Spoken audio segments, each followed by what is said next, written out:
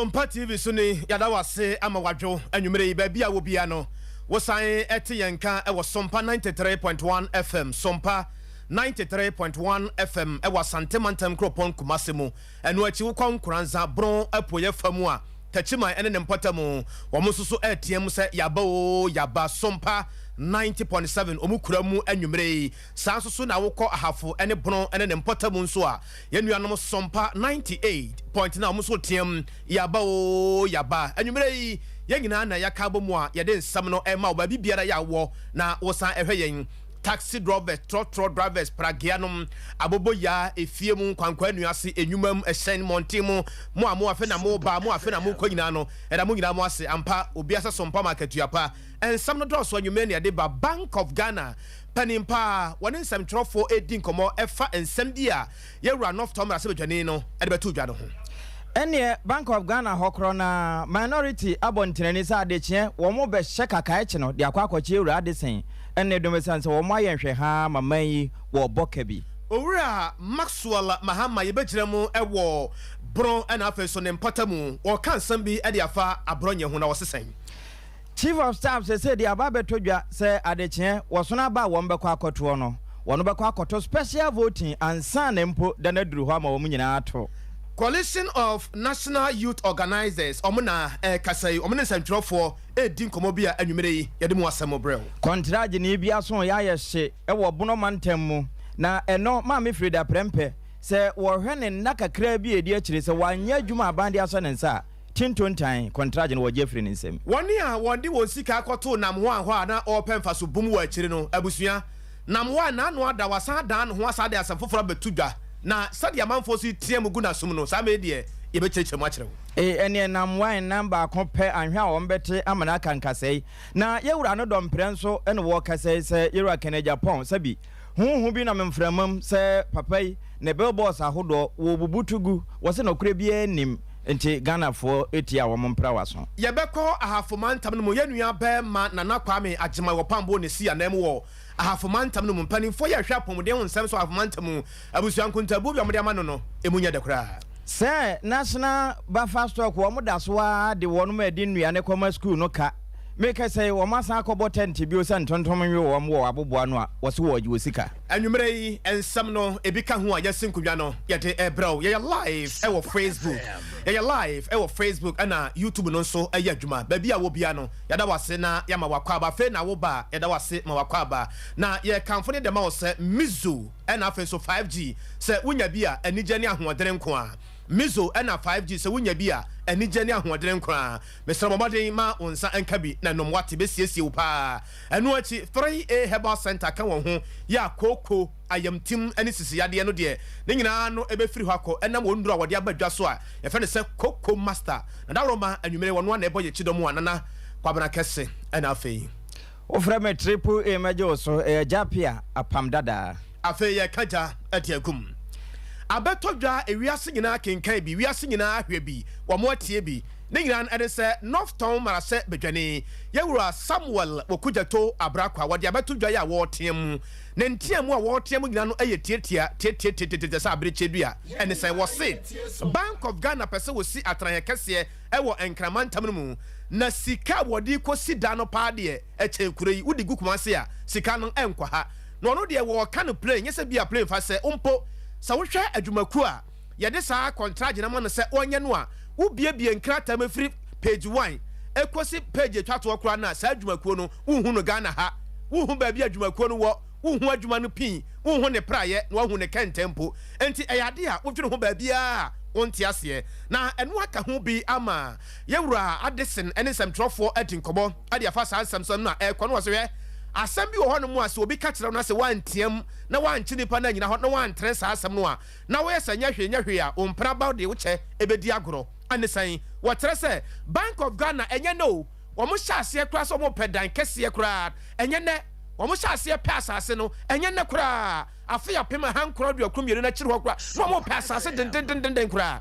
na omo de asi atran ya kese a ebetimi aboa bank no dwumadie mu na esi dan ne na fei ade omo bo ho mpaye na beduru mpempenso se ya na mrase bedwafo ne bia frase a omo tiemu na ne nkuntabuo mu yewura North Tom mrase bedwane na asem a na wo ka chese sika no akwese wa wo akoda akora no de ne tusi ho na akora na ewia na wo tutu ni ade sa na sika no ade be chi ade be sa bia no sika no ebi be ka ho ya sese kura no $250 million ya eye sika yesusu se eno ne yepese de si atran kese no na eyade se eha adwiye pa we nyina no ye nsem aban no sika bia wo pese odwi fa ba bi no obenya bia die na no aka ho bi ma Dr. Ernest Addison wa friend sem trofo momra na mama gi asem yi.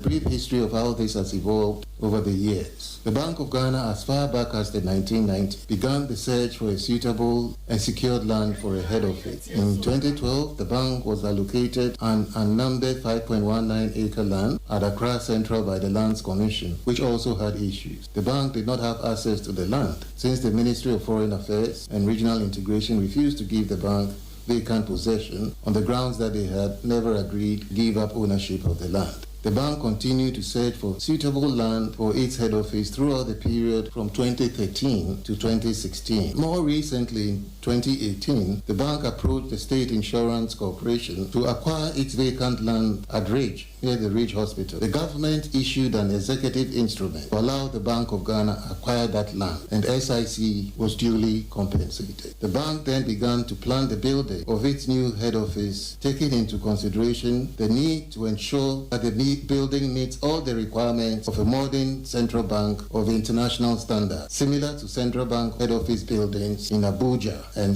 Dakar, and includes provision for data centers, currency processing centers, vaults, and other sensitive installations. It is not just a simple ordinary building. Let me re-emphasize that the bank followed all the necessary public procurement processes in this endeavor. No procurement laws were broken. I have requested that a more detailed response to the issues raised in the public discourse on the bank's new head office be published on our website immediately after this press engagement today. The decision to commence construction was taken as far back as 2019, when the bank generated profit. Appropriations for the head office were made each year from profits made in 2019, 2020, and 2021. The project has therefore been going on for over 3 years. The DDEP only took place in January 2023. If we were to be taking the decision to building a legacy head office would not have been a priority. However, this is a project that has been running for 3 years and about 50% complete. The bank is fully aware of its responsibilities to ensure that the costs do not escalate beyond reasonable levels, and that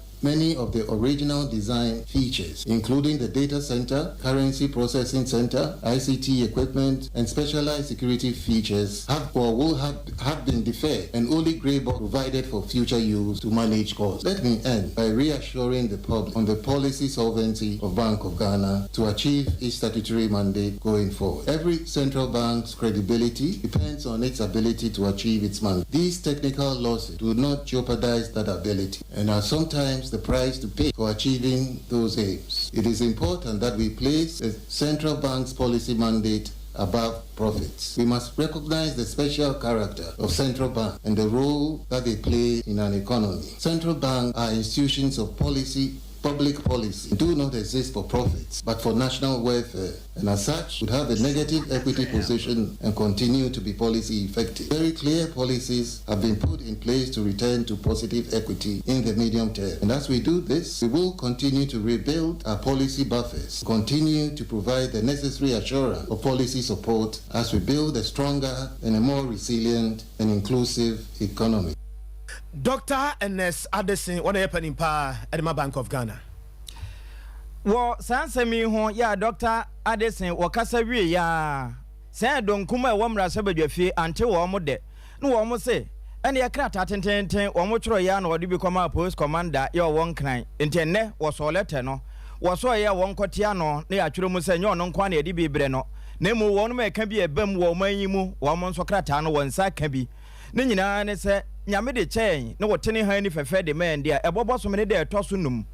don kuma no ne wono be ka bi eban wo man mu na sabi o man hwire sika bi a epusu saafo no nyina be ka bom na wono ma hye kaka kye ne pa de ewura Bank of Ghana ho de akwakokyere ewura Addison oni chidom hene na afi ne benkum ene ni fa hene nom so wo matena se aye hwe ha ma o man yi abokapudu a etese wono mo ka sensem na wo che se de ebu wo ma prekura ye se 2020 ho say aban sika wode wasa ne srem de bo premier ahodo o man mu nyina no Bank of Ghana say that tintin de ma no ya amfa babia nka wasa efa enkrata mu na so ekwawie ne nam so ofa na kwanti wono nso di ne kwa eno no ama Ghana fo dodo abempempema nkoma na sesei wo mo etafere ohia wo dware ohia sere ohia ne say honti wonom nso de odwumadi a wodi wo mrasha badwafie ne say wo mbedom aboa ma o man yi atimenya tampa bia mo na ne yedie nso entema wobefa die fra erenti krata wo mo de akwa domo eka bi ebemu no civil society organization wonom nso asom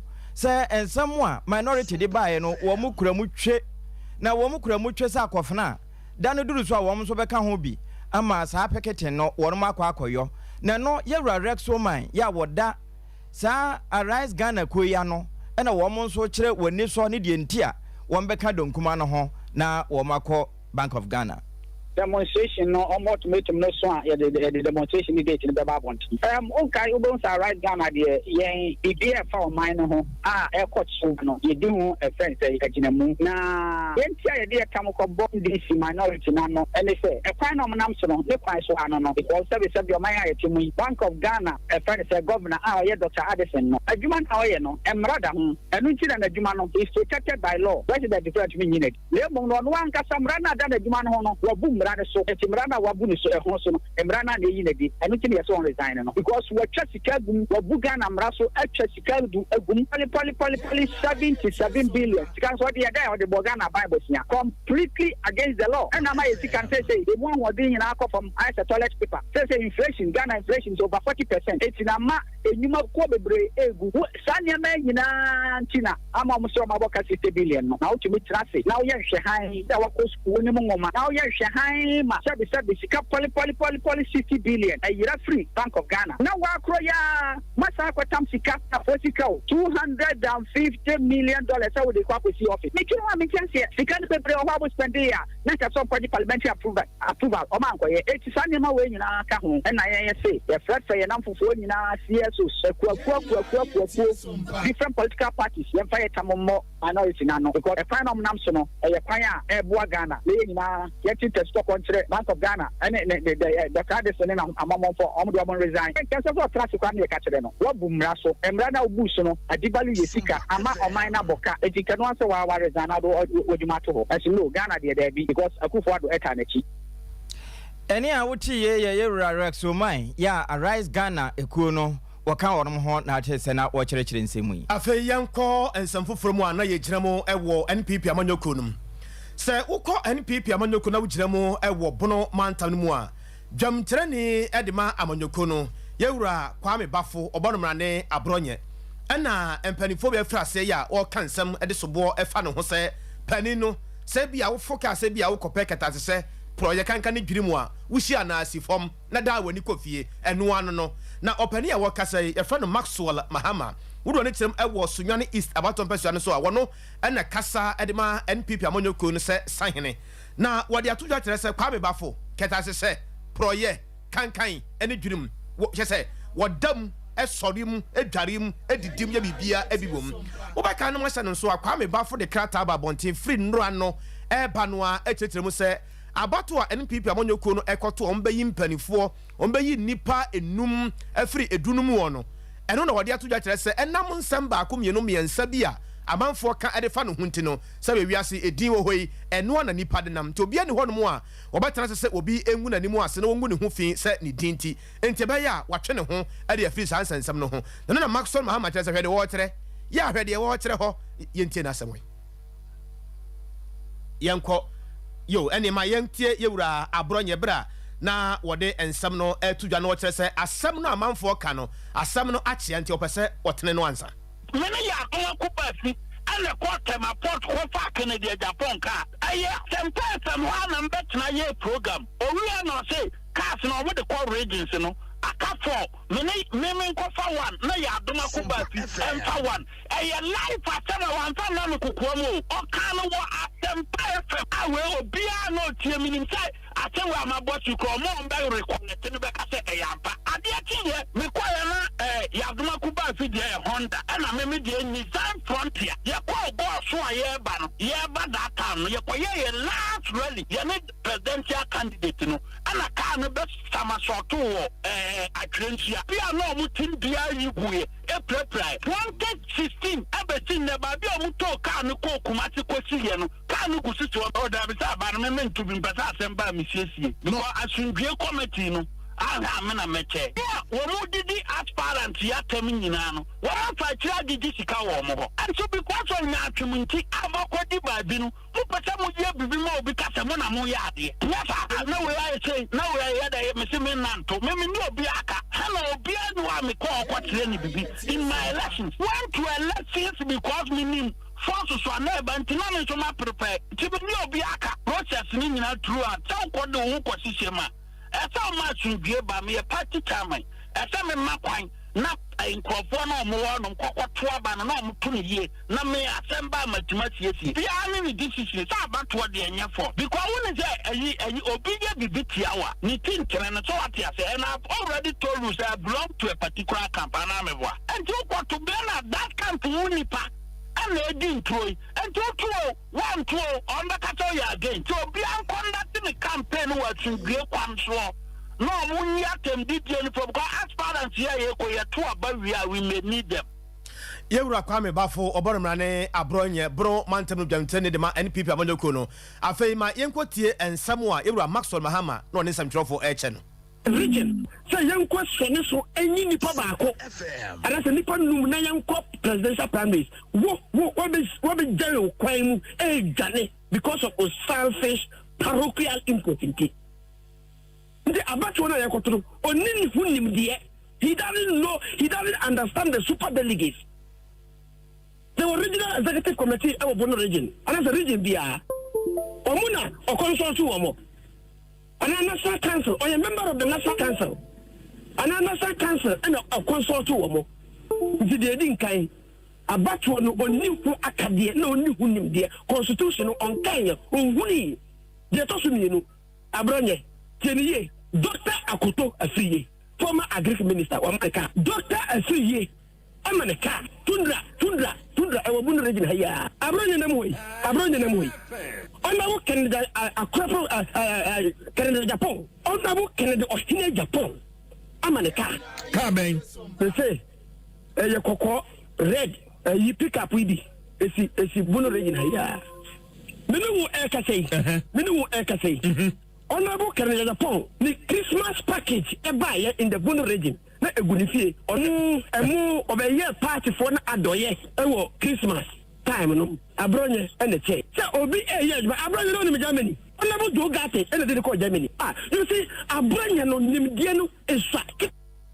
abusuan dede bebrebe a ekoso nyina no nyame ya adomo abosom ye wo dey toso aduonu nsia ana obia behu ba bia ogina opani ya wakasa sese fa no Maxwell Mahama NPP abonyoko num wo Sunwan East empasua no so no wono na kasa sesa hene edema NPP abonyoko no na woni anuanom adom FM for na edi sa nkomo ya yeso so yensa kan ya yede bia mamu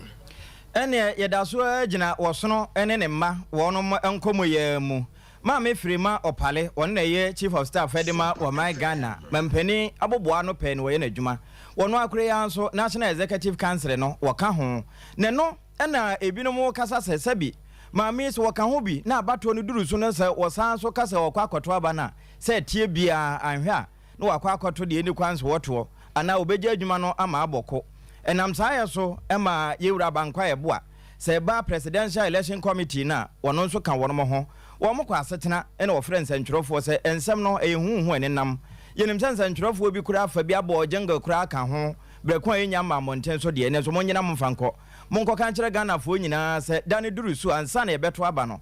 wo mbekwa akoto special voting eno ma me firi mo pare wo betu bi se de be na dane duru su obetime enya adaje ne bre aye adwuma de asom ama my Ghana de ye hwehwe e wo kan manka bi amamuo mu no atimi awie mu die. An issue was raised about the status of Honorable Akosua Fremont Selpari. Per the records of the party,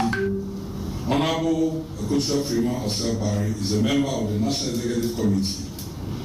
by the virtue of her being a representative of the patrons at the National Executive Committee. And this gives her the right to vote. The realization mechanism for vote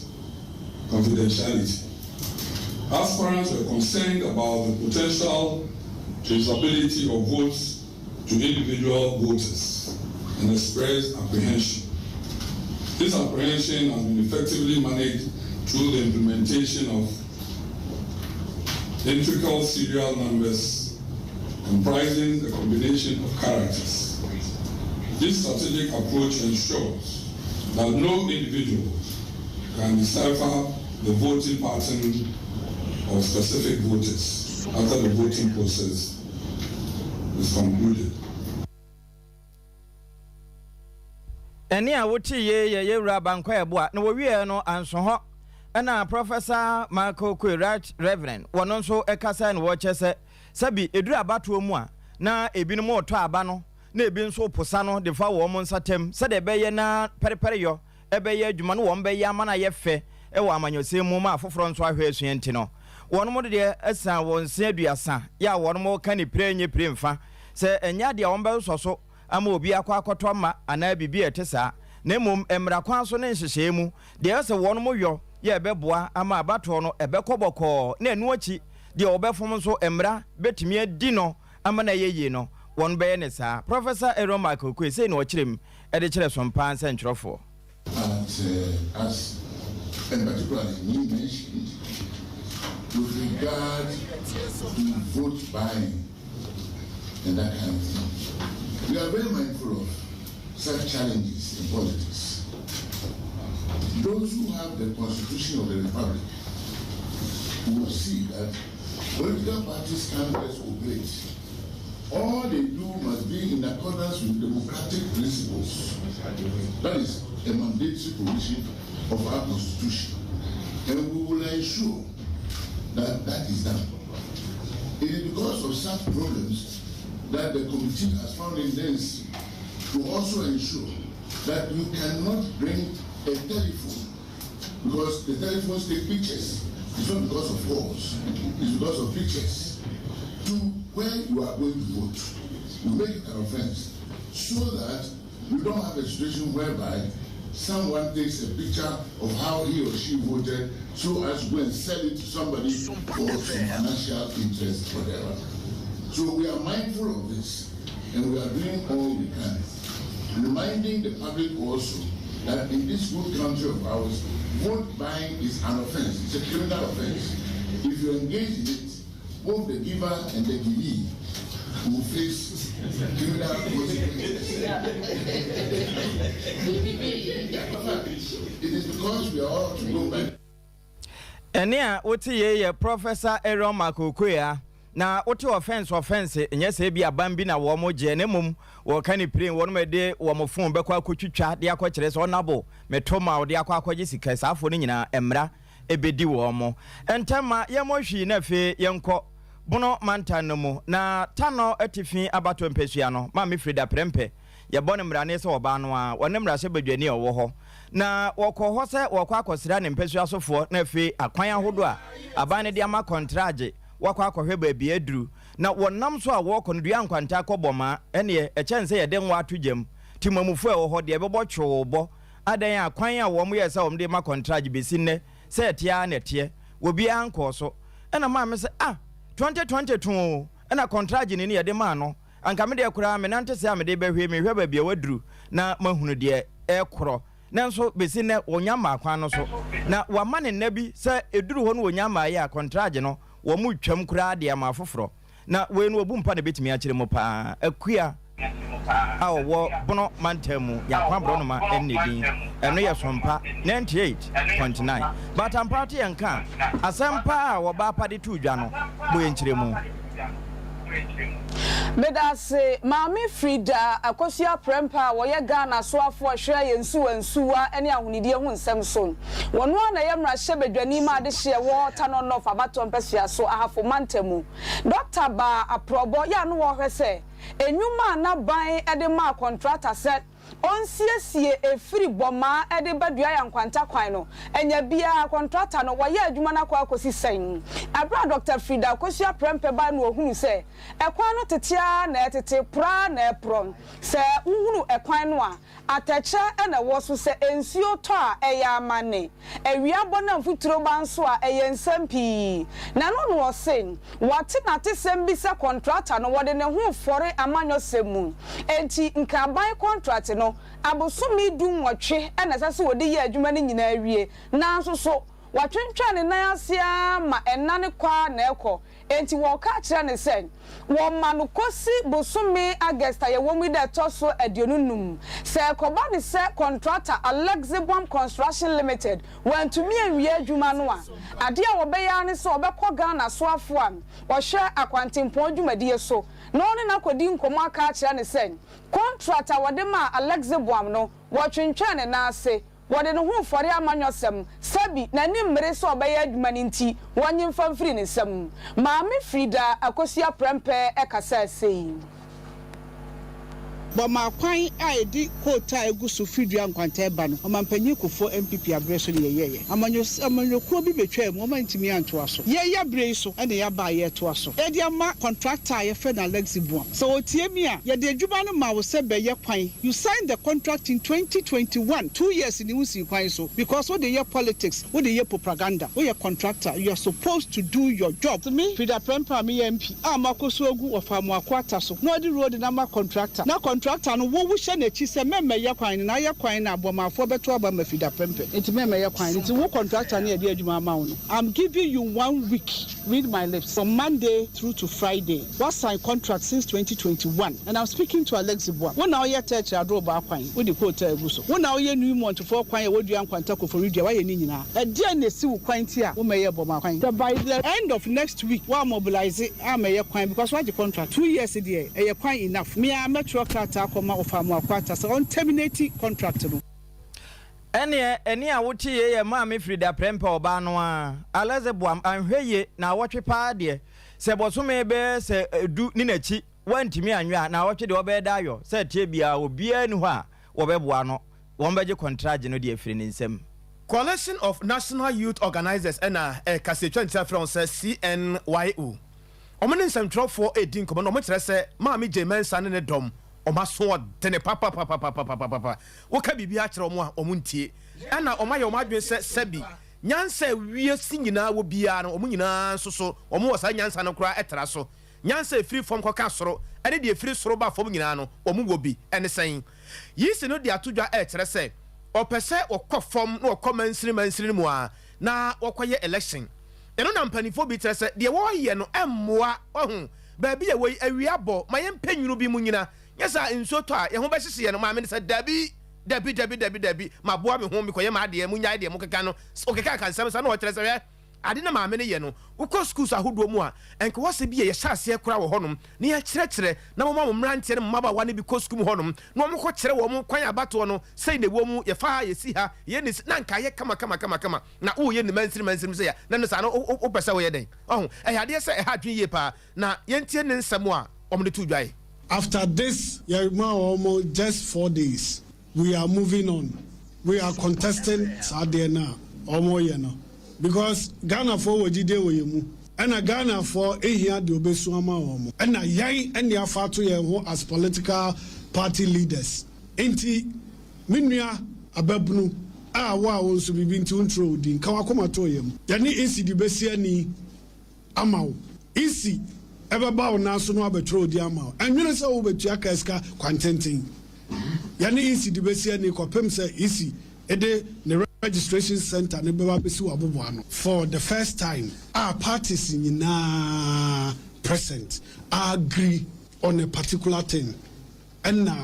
almost aswindel yen and I say almost afa kwati kwan so aye de almost ape and I say almost bo yen decision now you take it that day no for the first time parties present nyina dwene baako almost boagu ena anya parties in kwana na present CSO say wo ho nyina eka bi ema omo isi na nkasa representatives enso aka bi Sir, or young or my name and copperman, only for them to until so tear me casa anymore. Messi easy channel or maybe into a beer when tear briefing from them and okutu sana mono. Sana me dear mehuno. Because Yenina I know Babem Chrome. Emma final Asamaya de sorry so say they will get back to us. Into a quiet term. And what Honor say we will get back to you. And I see the you will get back to us. And I even idea serious and you're sorry here. But almost back on so and who could hear and pound so yet. Sir, or mobile replace or more cards at this same place and same time. Within 21 days, 3 weeks, I know your day. Intinia County digital society, a district offices in Entum, because a very hectic and tedious for almost and now almost machines, ebe jam, ebe slow down, ebe whatever. Ghana for the brepa. Enti mame non san again. Coalition of National Youth Organizers CNYO and Otis Sepanino Casano. Na Jumadina Sen wa wo TV ni Facebook Live no so no hwe ba bia wote ya wo Casano a. Nensa nifa so pe obabe mabi neti ho no. Na ya dwantoa won na twotwofo edema CPP amanyoku no so kire se menua mema no makasa meso mo obi de soso. Because you share distances a war. Even apart from distances, no kaya de adwin nyina to distance. Almost district office in a case yet to send you betimi a carrying conform baba be register. Me believe it say, ye nyina ye believe it say omu ni sika eni aban pe sika ma omu.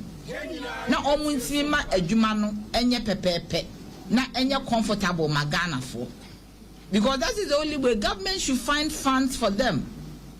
Government should find ways to resource them so that open centers no more. Because Omon can't say an issue of finances.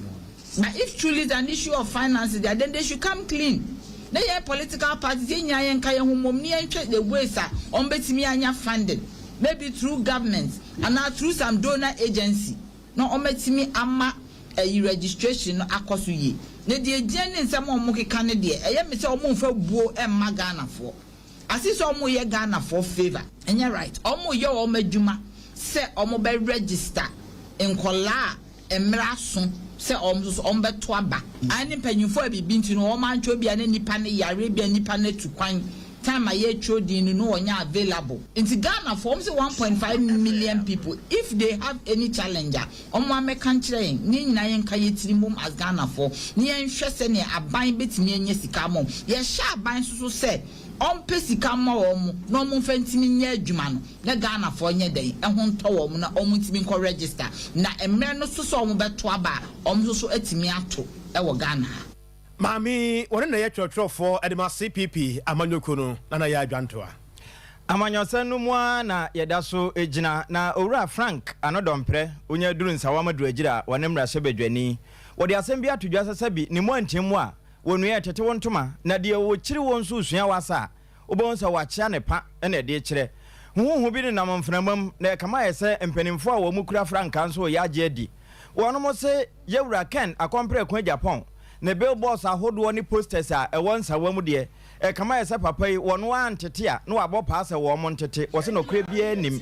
ne mo se yewura Mahmoud Baumia de wo hode a na wo mo do ho prapra ho wo se anya no kure na we nyina wo mo keka no sabi wo tan no a wonje hwe papa yi so wone ne ntia do anwoma so na kampese wakwa akoye sa de atia no ne mpo anka wo mo nkasa kiniyefo de ne wo tete wo mo anka ne wo mo nya adwene eno so kura wonye sa ntimo obi anka na mpanimfo no so ye ka ma wo mo nyinni ewia na ode beta ato se won mo kan a ye wie de Dr. Mahmoud Baumia ede ne card ato ne komu se won na chi na odi eda asebo a ebe se kana bi asa no se tie bia dodo na wo mo koye endorsement Dr. Alhaji Mahmoud Baumia na wo mo kwakoto ama ne de nenso yewura kompre kwa Japan wontia no na wonye bibia mfantia no ndi so obi bossa amane na papa no won fa ne se eyehuru de huru da sem actually so bia ko wine ne billboard ya Sompa say e won so mo di no bia dan say ya so for me asemi mu ya te buse mu a ne ya pre e di ekira ne kunya cop number cop in the first time cop in the kasa into friend no so mi friend no so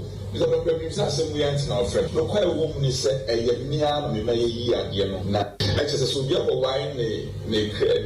billboard. Sompa said, I want some with you, and you'll be a dancer. We shall for many as a me. She was saying,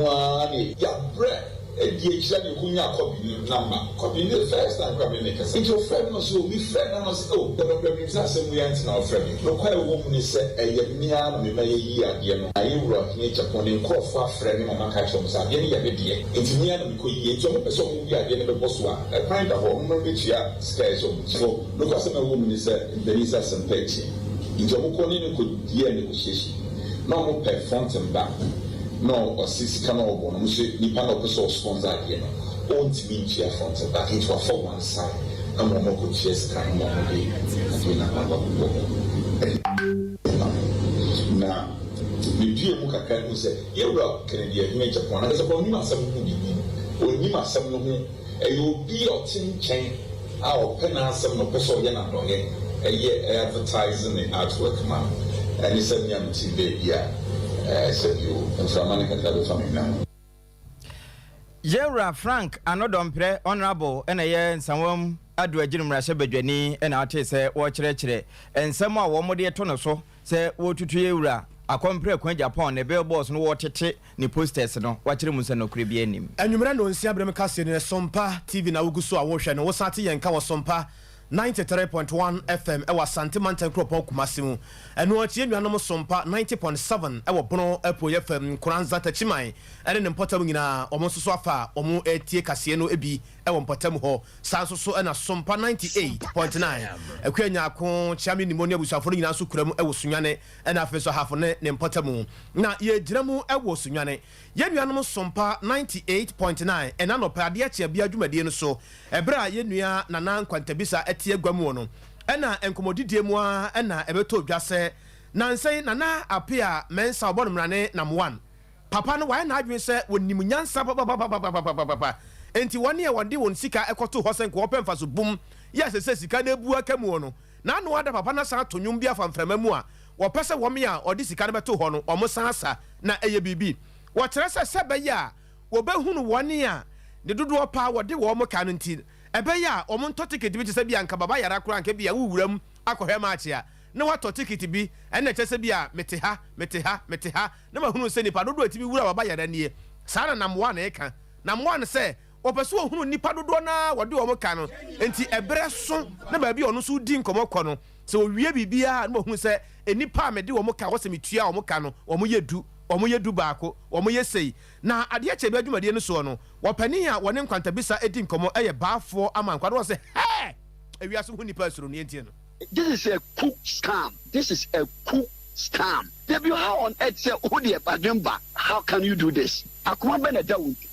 nyame wo ho. There is God. Yenti aye mu bebre say aye din aye mpeke nkrofo call FM there because all come na ko siseminia. So what we can advise say so we say 650 ni pa dia top bibi because no crave bia nim. Me say a lot of people are mutie mi nim say payboy they were victims of payboy. Takwa who dey fret takwa make mama nkrofo number wa takwa no afret. You marvel payboy wo mutade ko ye nkrofo wo. Nti nchichire ebe na chichire ne se ampa obetumi atua ene Ghana haye wo yo waka 6.5 million and what supervision abetuma yes adiewe na it seems that you are becoming a psychopath. That is the word that I will use. Because when you're psychopath,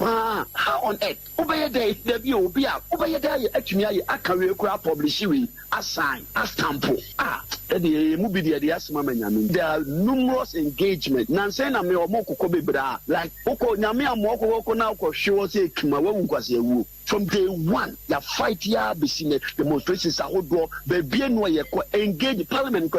Nansen anko parliament. Namwa is very smart. Anytime bia who said there is a push now the BBA to blindfold people. I can give you instances. He's very smart.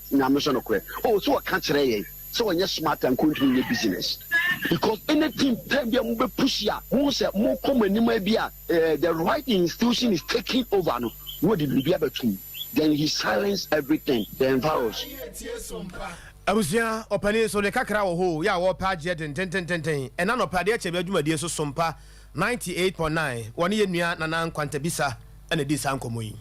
ene we no ho na mwan kro ya number kompa sesei wono mawia mana kaka se no ho ena eba beto odwa se bi wo muntua 6.5 na omfa nye nkrata no foforo ema hu se osika da ho ana sesen Ghana fo kasa ho na ebi kura ebo ne baye se bi o na mwan no hwa ne baye ne baye kokko wono de wo semfata kura senke jeje no so e wo manyi mu na ye koso a ajeje ne so sensem no ye kanyina wate wasan de krata foforo ababonten ya wakasa de akere Ghana fo se akura wose waka nanso wonyanwe wono a ne ka senka wo ba beji bibisa de awama wo msa kan wonsika ntem nanso enya ntua sese de akura wo san de abekọ digitize no wo ye develop obi a pin code ama ne nsa kan bra wonye kapre yentensema namwan enso wo tie Ghana fo wo de tudwa principle or the morality behind charging people the access card, telling them to go buy the access card so they can come effect the verification. That is another discussion. But I do not think you would disagree with me in principle, okay, that if we are subjecting claimants, to any form of screening system, you would want to say we should forget about that and then just proceed to pay everybody who is claiming that we owe. Contrary to that, each time we have said we're making payments, we do not make payments. I can tell you on authority that based on the records that I have seen, that I have perused, we have paid over 5,000 people. It is by virtue of hard work, background, yeah? So we have paid people. We decided that we weren't going to wait till we exhaust all the processes. It was important to manage the situation, just so we do not disturb public peace with, our business impasse. So, based on strategy, we decided that every now and then we would dish out, some people would expedite action on work of some transaction that we have. Enti Ghana phobia woman so sika akwa men's good na womo ka kira ban se be yanka won hyeda enkrokro na mwan anya se wono kura ne de ewom na nka obetua kakra nko so ne panchi esan se de wo ye ne de scam pa mu dobro ene wa hyeda se wo ba be scam Ghana for na no so customers no se de no wo mo no wa bo no port se ka kire de dua so se ne binom kan no Kenze na do be ma che una kuma le se sa ta be buka te be monge ya mo bo do mo ka na ta ku 65 Ghana city 2.5 sana wo ko 25 March that is the Ghana pa 24 Ghana ne ko so Ghana no ya shadi obi mu ti chere ma de ko ko je bi bo de ba ko te am ye jeri no mo ka da prison between the 10 the book on ria ban sita ka share not Ghana had that Masa, the come to Ghana and so about because sorry to say you need president of Ghana. Because your president the power of Ghana had it. Because when we change that. That you have that is cannot occur. So now you any feedback via after and now and nobody can be made. Then time now the loan be or bank be. Nipa receive a nice so let's see that loan no or more mimic Canada or after now Mr. Enkanedi mentor she customers bia na wo mo nso sika e wo men's good ho e na ate se na wo mo ebo wo mo nsemu yi yenua bema na nakwame agema wo pambo si anemu e wo ahafo mantam no mu na uduru esunafo north ya goso ene emem ne sankore ne mpotam honom no a maame ya wono ene ye pani kwankyerefo e wo apomden ensamu e ye wura yire Terizakara na watono bo ase ya wafa calculator ena wabu nkunta de ma na nakwame agema pambo ebra na empanifo ye hwe apomden ho nsam nso saa no omo abadwakuo na omasia na omudi nkomo na nkunta buo mu no ode atodwa na otere se sa wo fa kropon abadi akire ye ebe se nsia na afenso mansira hodo ye wa hafo mantam no mu a na wo fa sunafo no ofso ya nyensan akono kora keke nyensan nkora ntime nyema nyensan kora ye fedodo nkora nkuma ano mo se ne boso hyen ne nufu nkruwa nikotodwa ni mu hyen nyensan fata wo mo se nkora no se pragia fo abobo ya nyem wo mo se ya na yentie no Chefe municipality ha no kure ni nyame anim no enye san say the whole ahafo municipality has so na omo ba antenatal clinic ye hwe the ages from 10 to 18 ekosoro that time so ye time a wasan kenim say bia ko mu wo school mu but ebi wo ho a wanyem de so wankoyi enwu ode aba eye but ye pese kiren say ekosoro dodo nti ye be ma ye daach ni yesuro because ye hwe youth na they are our future leaders now first that time yi na reproductive organs yi nyenye matured papa na omo de nyim a enkoyi ye daach ni yesuro nti eno na ama ye hu say ehu behia say ekoso abodawuro no ye nka say nyinsene eye but ye hwe age group na ka wasa sa bresa age group no wo omo a omo school mu omo no ba be dane maame aba be kan ye ho dia na ye say ye ni ye daach eno na ama ye hu say wo say ebo ho dawuro na teacher fo eso omo fam media mo boa yen asofo eboa yen assemblyman boa yen community ye wo obia eboa na etimi ba fam na omo no timi ko omo anim na enyi na omo no abetimi aba be hwe yen se ye hwe ya wo de no a ye nyino no na enso so akwa no a eboa ma yetimi wo no na enso enyini nti se opere se be ka se mpewanyin sa na kese sa organs ni nyina no enyenye well developed tibi wo ho a ebetimi abia na bia akwala na nyinsa e obe wo no na akwala no so etimi affect na pelvis e bia nante ekora etimi ye ne den bi so mebetimi aha no ama ne dwunso twa no so eho aka ama wo to ho no wo dwunso kora ohunu bi so betimi ama akwala na atimi ewu sanse ontimi enkyem nkasa no ho enye den e wo nso so bebre ebetimi ama mogatu nso so bebre e wo ho ninti na ama ye tiemu se wo se nipa no wo banyim kora na onyini man kasa no mu enye den a ebetimi ama awo mu so aye ne mre maame no ama na nso ho a wosan de baako bi so ya wo kire se wo bi wo ho no mu a emfie be se du aduonu ne akire ne wo hu doctor kora ma doctor kora no enso ne nsan kora se da se ne ho ohia na sesen de na ye no wo ma o di onyimu a ne se wono ane na namba bi ye ne niam basa wo bi wo fa afura wo ma se ne Johnson semu kosen sakura no dahene sakura no kosen na osi ho na wadidi kurikuri twam obetobi bofro tu twam sa enti ya omran tente na yehwe mapomden ya wa yade bi efe na non communicable diseases enso so eye your lifestyle kwan e fa so a ya sitena mu no enya nkonkon na enya samanwa ho asem na menya yade e sane sa yade we de ensane ne ne asikire yade ne hypertension say no e kosoro ya didie mu ya nsanu mu chese bibi ebe bia anyansa amoto onkokọ ne ayi chese obi kwa ba bi kura na o ma na de a obi die boroso obi fi se na nigi a eno ana ne nsa nti yenhwe ya didie mu yie enya bibia na wo say wakọ say do so ni ntina no ansa wo twinku unipadue mu no ye wo wellness clinic wo ho once in a while obi hospital and I have center pesa me hwe me muduro pesa me kyekere me nsam pesa we sa ne ma na ya de a bibi e twechima ntempa no ombeka akiro ye didie mu aduane srade duane bibia ye bedi kyese bibia akọ nsa ne enum ne bebre ne ye bibia ba ye bia ba brush bia no e de yade ene breye nti ye nhwe ye didie ne lifestyle ye nye exercise no anse ye tefa ko na ye monsa ni edidi ye we nkukọ ye chese fi se wo se ye giye ni but nsunsu aso no e de yade ene breye maame Teresa Kra se wo do kirem e wo ahafo asunafo no brene potem woni pani kwankyere fo hwe apomde onsam so me hunu wo ba wanyemu a se be ne kodo apetese da onpe mizo a no pe 5G onpe mizo a no pe 5 apetese pa se wo ba se me nyim na me kodo apetese je se wo se mame mizo ene 5G ye koyanim ene ono no mizo ni bia bo apa eye onipadua ni ye nkanka wadidi asa obototwe na etimi amadajesin no atake place ye wonu ya sa otebrofo ne ye ka piketina ya na eye nyiresi brofo wo de ba ye die mo pa chese adekoro na ye nyene wo mo fa na fe wo matetim ene piketin no na eno no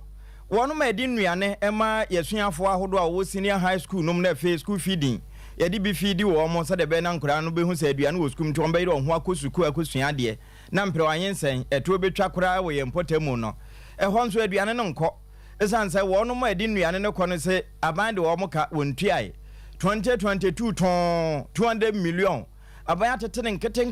nkete te se akura boni nsemu ade wontimi mfa ma wo mo ntem enam sa ya so ma wo mo kokoda abobo ano nafku afu abobo ano ekoko wie no oyi kakra de bai de odi bai no so kura anso baabia na wo se wo mo so ayire so a yenwura wosana aboso memu de sese kita onsam na yewo wankuta wonsa hwe na obi afa de ntie duro sana mu aye hwe kakra beba eno so kakra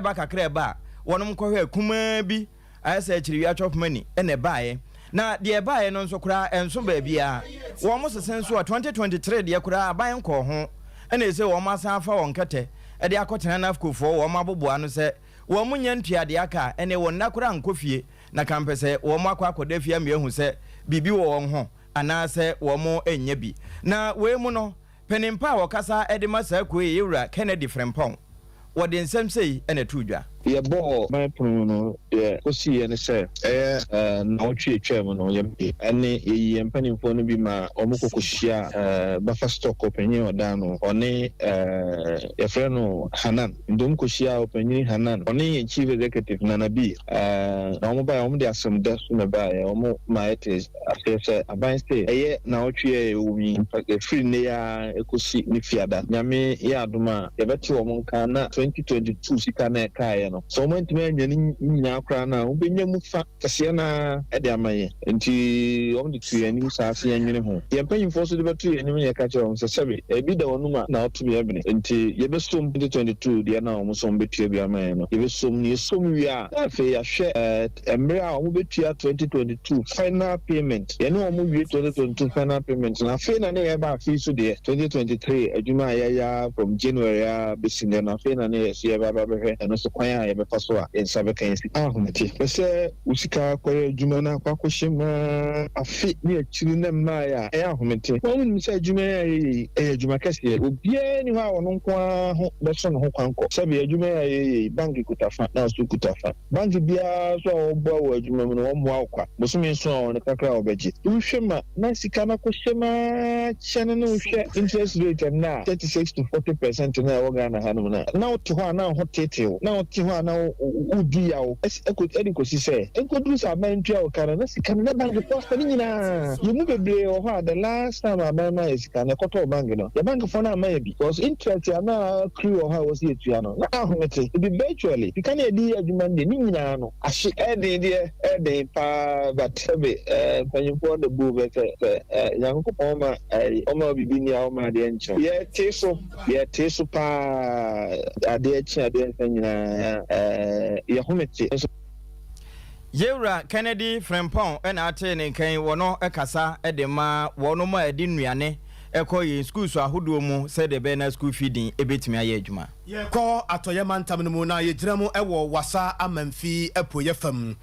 opani kwankyerefo ya wada apomuden ho nsem ano ewo honom eye owuraye Lola Majid Akins wono na ekasa bra nsem twerefo nhyiamude bi ekoso na empanifo ye wo wasa akropon government hospital nyina so ebaya omo so eba nsem twerefo nhyiamude na se nyina no eyese sofopani edema asafo wato din Promise Land Healing and Prayer Center ye wo wasa board ye Prophet Albert Emisa ena de asem bi ebetu dwa ekere se wo honom a ya wone na safo ma no ahyiamu ya omo ye asore se de da no asore bi ye no omo hu ne se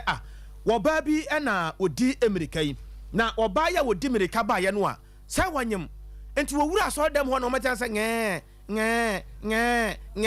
na wana nge he wa wo ba no hwehwe akora no hwakoro we dede adanya yenua ba bi na awi na ye mani nyina ba ya obewo wa asore fie honom nyina no eyese na wadi kan akọ ayaresabia nkumankuma ya ewo wasama mfi honom na woduru honom no ena prophet say ene wo frɛ anesefo wo ye adwuma hono sɛ yaafo aba wo bi aba o enti mommra na mahwehwa enye no saba ya nipa nkwa ehuhia pa sa nka nesefo no kura emua no kura nka ne kra amra ne ho so wono sofo panimu ano nesefo no de kyerɛ me o mka kan saba hia wo hwini mu saa ya wo mo amba ntene de puso abaya no so onye ba bi amfa no di twi ekwa asafo wato den Healing Land Prayer Center hono mu a woduru ya na Yankopɔn ehwe na somdue mu na ebra ne wo friends amtwofo nhyiamudie no na wo de akyɛw papa enema osofo pani sɛ ade ye no ankoye makobako Prophet Albert Emisa nsɛm ɔde man samtwofo na no abayewa bi na wo free baabi ba ha barada na oba bɛwo da mpabobia prayer center no a abɔnten so a sofo no kokɔ frɛ nurse ni no sɛ wɔsrɛ no obi firi baabi abɛbɛwo da prayer center abɔnten so nti ɔmbra na ɔmbra betwa ne nso no a yɛkɔɔ ya nurse ni didi atem yɛ insulting keka na adwene ɛde kyerɛ ya ansana mekɔfiri police ma police abɛn ansana yɛre pa na kyerɛ wo video no mu no koraa no nyame ayadom azana obi ba be sivu abawa no nyame ayadom health directors no afre asem no akama asomdwe bibia ye de ben aba na yade ache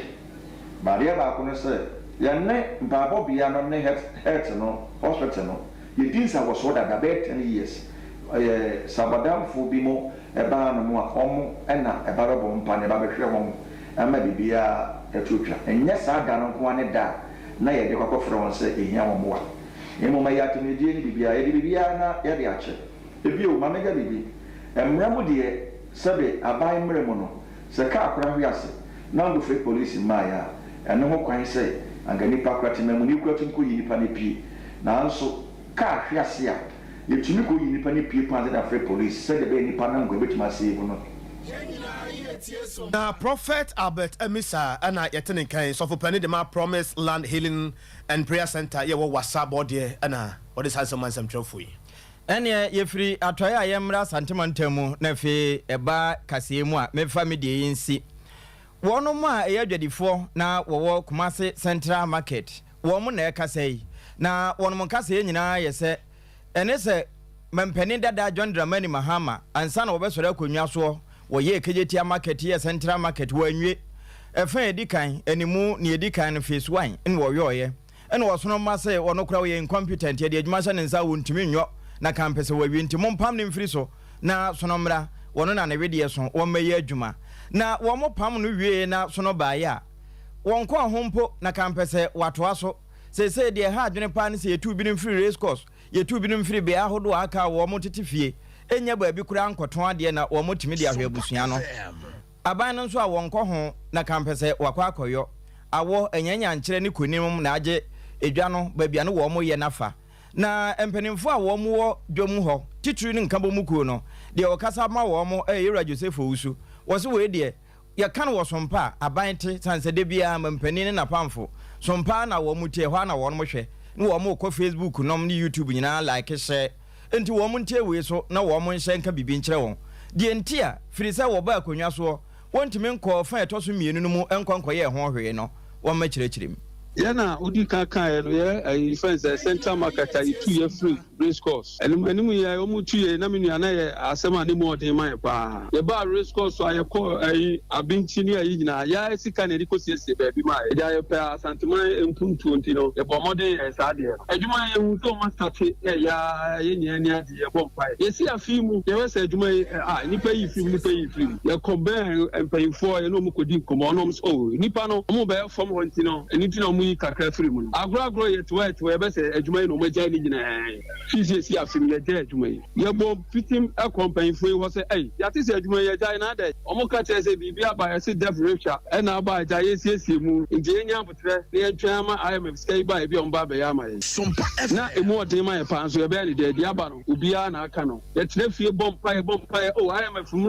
mu na gya nyame nta de IMF tete ye ba ye hwa ye hunu hwe ye sa company fo ni say IMF am promise ya ba na na still aye wuri o sare tu anim say mesremo munya abotre na ya ba mid week budget say intino yan twan no ne ewia on ba beto aso amaye menua ya tena still aye nte ewia sa company fo wa say ya unse na da no mo da so mpese esika se bi bia se ye no no mutifie mo ebigu race course ebigu abinti esika nyina ase eti mi so na kese mo pesa mo chese Central Market no a ye nim se Brazil abrofo no AC no efri se ye si afi mu no wo ma gya adwuma no nyina agu ho gya adwuma no nyina agu ho bia no awakwa adwuma no biem wo betimi akọ bi bia no a ekoso afi ye si mu IMF ni egusu bompa eno mo de be se media budget review